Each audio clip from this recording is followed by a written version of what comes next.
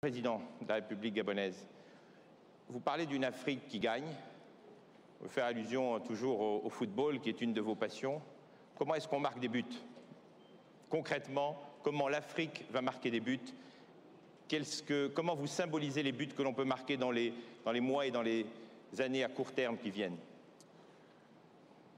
Si vous parlez de football, je vous dirais que ce qui est important pour le continent aujourd'hui, c'est de dire que les buts, nous savons les marquer. À preuve, il n'y a aucun grand club de ce monde où il n'y a pas de joueurs africains. Et parmi ces joueurs-là, ces joueurs sont de très grandes vedettes, mais lorsqu'elles jouent pour leur propre pays, eh bien, elles marquent un peu moins de buts. Pourquoi? Comment vous expliquez ça, monsieur le Président? Mais là, toute est la question. Donc, il y a un problème d'organisation. C'est dans le sens de toutes les réformes que nous faisons pour permettre aux joueurs qui sont sur le terrain et leur donner les meilleures possibilités de marquer. Donc, l'organisation de l'entraînement pour les joueurs, les mettre dans les meilleures conditions, l'équipement, les meilleurs terrains, les bonnes tactiques, les bons médecins, les bons stades. C'est un petit peu tout ce qui se fait dans le sport pour être résumé. Si on pouvait l'adapter dans nos politiques, nous arrivions au même résultat. Et ensuite, tous ces joueurs, il faut qu'ils arrivent à jouer ensemble. Et ça, c'est le plus difficile. Mais tout grand club a un grand entraîneur, un bon capitaine, des joueurs, et à partir de ce moment-là, se lance dans la compétition sans en avoir peur. Donc, ce que nous réussissons bien dans le sport, aussi bien que dans le football que dans d'autres, si nous appliquions cette même rigueur, parce que tout ça ne peut se faire qu'avec la rigueur et la discipline, car malgré le talent, c'est le travail qui compte. Et tous les grands champions, tous les grands génies vous disent, le talent, le génie, c'est peut-être 25%, mais 75%, c'est le travail, la rigueur.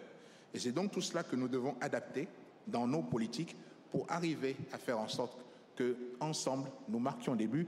Et je pense que de notre vivant, nous verrons une équipe africaine en finale de Coupe du Monde.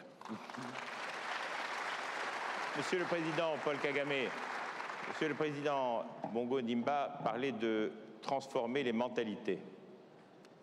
Comment est-ce qu'au Rwanda, vous procédez pour transformer les mentalités?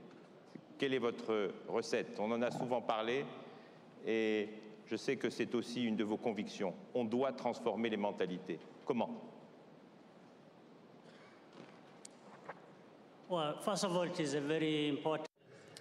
Eh bien, avant toute chose, je dirais effectivement qu'il s'agit là d'un sujet d'importance capitale, selon moi, parce que si vous regardez l'Afrique, les ressources humaines, les gens, et la situation où nous nous trouvons actuellement en termes de développement, eh bien, j'estime que si l'on essaie d'agréger tous les éléments de l'équation, elle ne correspond pas à un résultat sensé. Pourquoi? Eh bien, parce qu'il nous faut tout d'abord, en effet, réussir à organiser et faire ce qui doit être fait afin de créer les facteurs propices à cette transformation de mentalité dont il est question. Avant toutes ces actions préparatoires concrètes, c'est bien entendu les mentalités qui sont déterminantes. Mentalité, qui dit mentalité, songe aussi bien aux citoyens qu'aux participants et acteurs de ce développement économique. Cela veut dire donc mettre en place les éléments pour une motivation adéquate qui soit, bien sûr, générée par l'esprit. Donc, je crois, comme le président vient de le dire, tout commence avec le changement. Rien ne pourra changer si l'esprit n'est pas vecteur de ce changement. Et il nous faut donc réussir à définir cette vision commune avant toute chose. Et si l'on arrive à apprendre les rudiments de notre alphabet de changement de mentalité, je pense qu'alors rien ne nous arrêtera plus pour voir les résultats de ces progrès et de ces transformations en profondeur. Donc, pour ceci, nous devons nous donner évidemment certaines priorités. Bongo Ndimba, il y a quelques instants, il disait qu'il faut que nous apprenions à jouer ensemble aussi.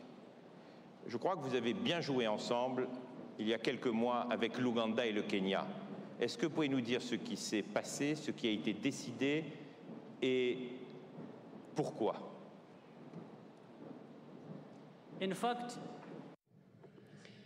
Eh bien, c'est en fait assez intéressant. Lorsque cela se passe au niveau de pays comme les nôtres, eh bien, avant de réussir à mettre sur pied l'équipe au niveau continental, il faut tout d'abord arriver à créer cet esprit d'équipe au niveau national, bien sûr, chez soi, faire le ménage chez soi avant d'aller balayer devant sa porte, devant celle des autres.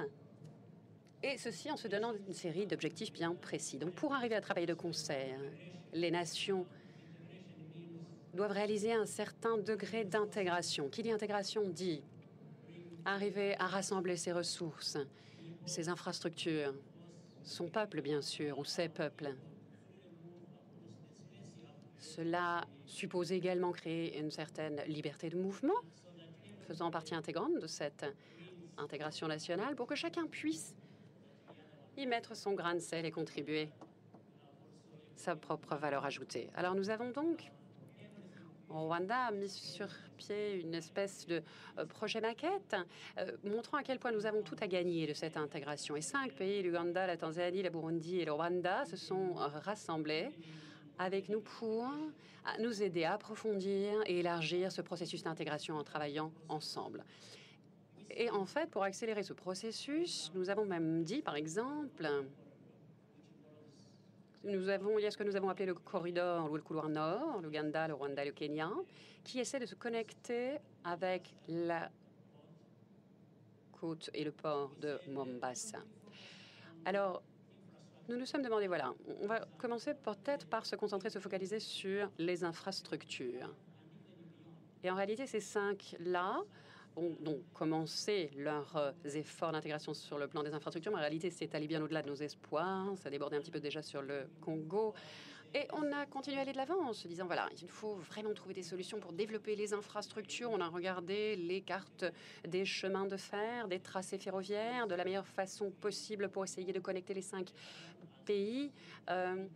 Et au-delà de cette région, à terme aussi, selon le bout par lequel on prenait le problème. Mais même avant de commencer, on s'est dit, voilà, pour arriver à construire ces infrastructures connectant les différents pays, il nous faut avant tout penser aux gens concernés, finalement, et que nous voulons mettre en rapport. La liberté de mouvement, au-delà des frontières, pour pouvoir aussi facilement qu'ils le désirent, faire des affaires, se déplacer pour des raisons privées ou professionnelles. Et de la sorte, on a en fait intégré un système de carte d'identité qui est suffisant et fait office de titre de transport, entre guillemets, entre ces différents pays. En tout cas, il ne vous faut plus acquérir de visa ou de payer de droits de douane pour vous déplacer d'un pays à l'autre. Voilà.